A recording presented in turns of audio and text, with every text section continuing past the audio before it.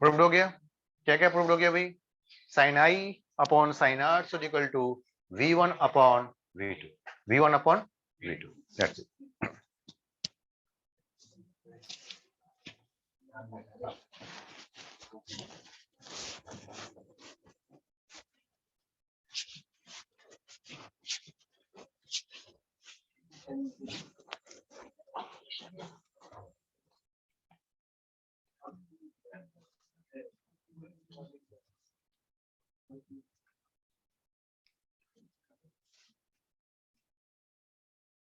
And that can also be equal to the mu2 upon mu1.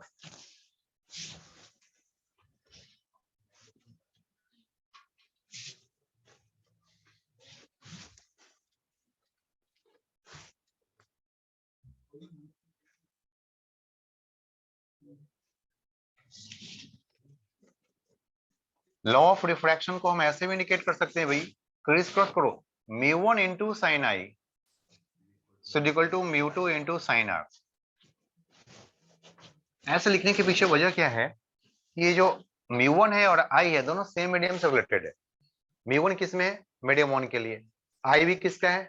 Medium 1 के लिए। तो ये दोनों सेम मीडियम के लिए और ये दोनों भी सेम मीडियम के लिए। तो फिर one side medium, for one side medium, for one side medium, for another side medium,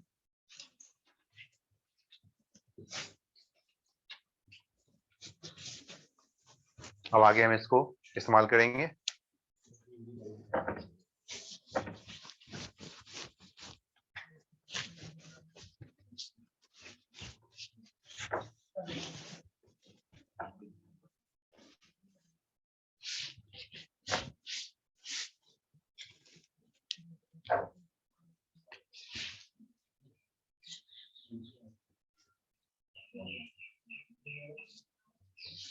Ray optics.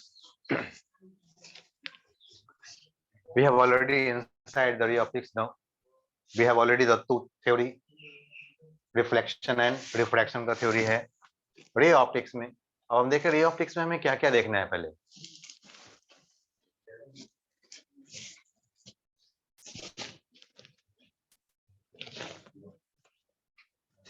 Reflection at the plane surface. अभी क्या पहले क्या देखना है भाई? पहले हमें रिफ्लेक्शन देखना है और रिफ्रैक्शन देखना है। दो पार्ट हमें यहाँ पे देखना है। रे ऑप्टिक्स का जो मेन पार्ट है वो आएगा किसका?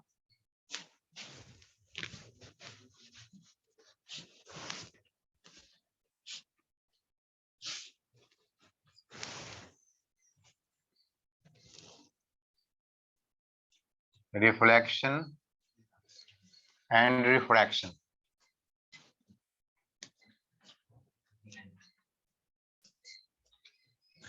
रिफ्लेक्शन में हमें दो पार्ट देखना है और रिफ्रैक्शन में भी हमें दो पार्ट देखना है। At the plane surface, reflection at the plane surface and reflection at the curve surface.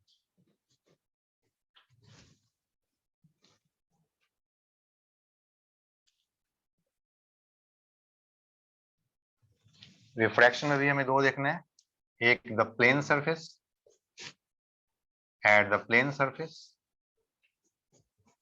And at the curve surface.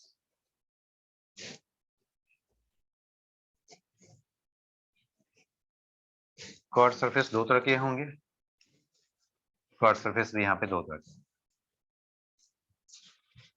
One is the concave, other is convex. Plane तो प्लेन है, single type. There is a two types of concave. One is the concave and other is convex.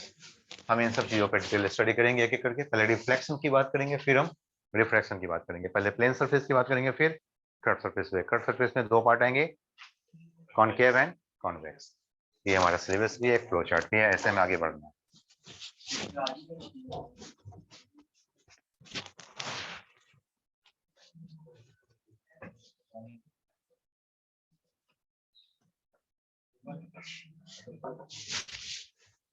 भाई ऐसे बकबक करते रहोगे तो सबको सुनाई दे रहा है उसे, तुम बिल्कुल बकबक ना करो बिल्कुल।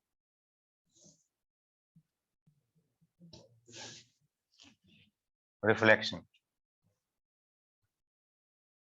Eight the plane surface.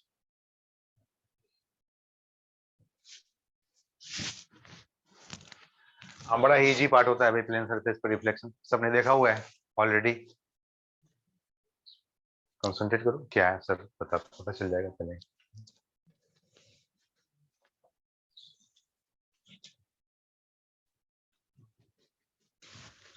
Reflection at the plane surface means the plane mirror, जिसे हम डेली एवरी डे यूज करते हैं।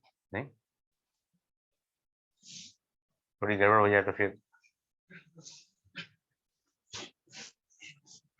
प्रॉब्लम हो जाता नहीं।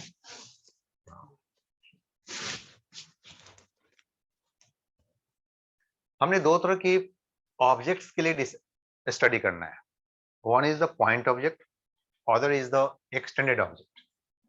One is the point, other is the extended. हम पहले पॉइंट ऑब्जेक्ट के लिए देखते हैं।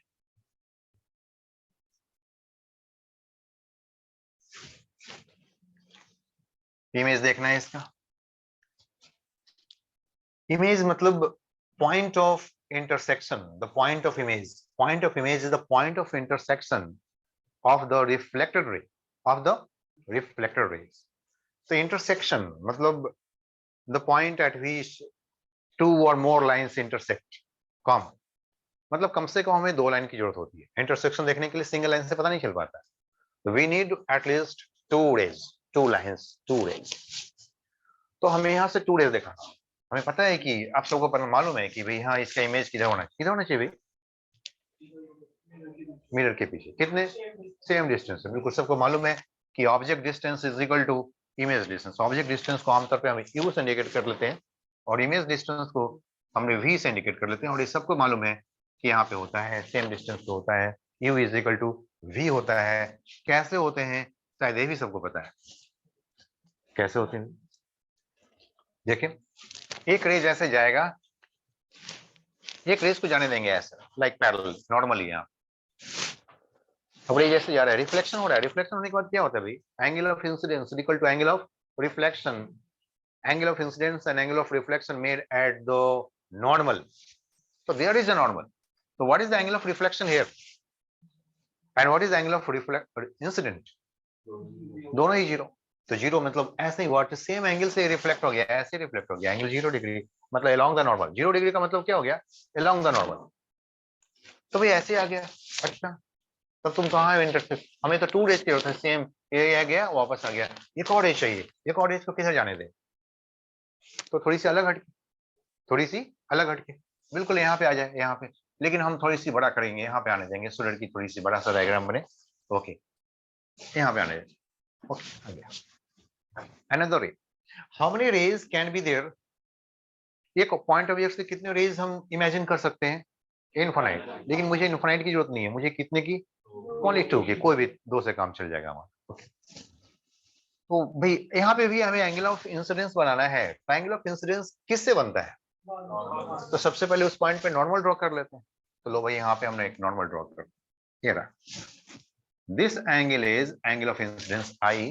तो एंगल ऑफ रिफ्लेक्शन किधर होना चाहिए, यानी कि रिफ्लेक्टेड रे किधर जाएगा, तो सेम एंगल बनाते हुए अपोजिट साइड, तो सेम एंगल बनाते हुए। ओके डायग्राम बनाने में हमें इसी बात पे ध्यान देना है, मतलब both angle are equal, both angle are equal. This is the angle of incidence and angle of reflection, both are same. Okay तो भाई ये लाइन इधर गया, ये लाइन इधर गया, ये तो बिल्कुल डाइवर्जिंग लाइन हो गया, ये तो हो गया बिल्कुल डाइवर्जिंग लाइन। तो फिर डाइवर्जिंग लाइन हो गया तो फिर क्या, ये कहाँ पे इंटरसेक्ट करेगा, कहीं पे इंटरसेक्ट कर रहा है, नहीं कर रहा है कहीं इंटरसेक्ट।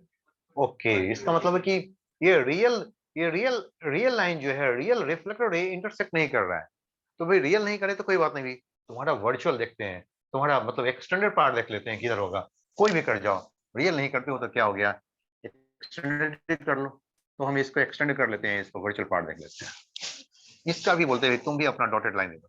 अच्छा तुम यहाँ पे करके, तो तुम्हें क्या बोलेंगे, तुमने रियल इंटरसेक्शन नहीं किया है, तुमने वर्चुअल इंटरसेक्शन किया है, तुमने तुम्हारी जो इमेजिनरी लाइन है ना वो किया है। तुम वर्चुअल इमेज हो, तुम क्या हो भाई, वर्चुअल इमेज। अगर वर्चुअल इंटरसेक्शन होगा तो क्या होगा, वर्चुअल इमेज होगा। रियल इंटरसेक्शन होगा तो क्या होगा, रियल इमेज होगा। यहीं से डिफाइन करते हैं रियल इमेज को और virtual image. It is a virtual image. ये क्या है भाई, virtual image.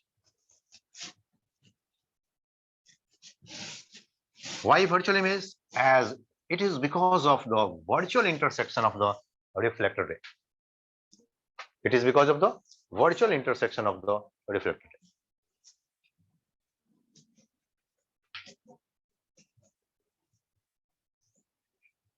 Not correct. So this is it. और बाकी हमने तो डायग्राम ऐसा बना दिया कि दोनों नॉट इक्वल दिख रहा है। हमने डायग्राम ऐसा बना दिया कि दोनों नॉट इक्वल दिख रहा है, लेकिन हम प्रूफ कर सकते हैं कि दोनों इक्वल है। हम इसको प्रूफ करके दिखाया था। देखने में नॉट इक्वल दिख रहा है, लेकिन ये क्या है भाई, इक्वल हो जाएगा। डायग्राम ऐसा कुछ बन गया, क्या करें। ओके, सो देख सकते हैं यहाँ पे, this angle is 90 degree, this angle is i, this is r, और बोलो भाई this is r, this angle is are.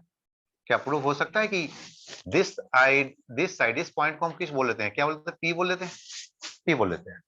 इस पॉइंट को हम बोल लेते हैं ओ ऑब्जेक्ट, इसको बोल लेते हैं आई। क्या प्रूफ हो सकता है कि OP is equal to OI आई? हो गया proof. By the triangle we can prove it, OP is equal to O. 90 degree, this side is the common side. I is equal to R होता है। सबसे बड़ी बात क्या है भाई, I is equal to R है, तो I is equal to R is equal to, just prove it theta, just prove it, say it theta, say it theta. I is equal to R is equal to theta, we can prove it. OP is equal to OI, means U is equal to V.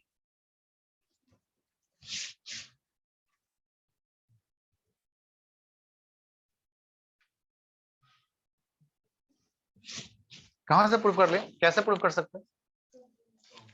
Possibly, yeah, simply we can write the tan theta is equal to this side, इस point को कुछ बोल लेते हैं OPI, कुछ बोल दो भाई, B बोल लेते हैं। Okay, it is a PB divided by OP, PB divided by OP, and again इस triangle में भी tan theta is also equal to the PB divided by PI, so OP is equal to PI.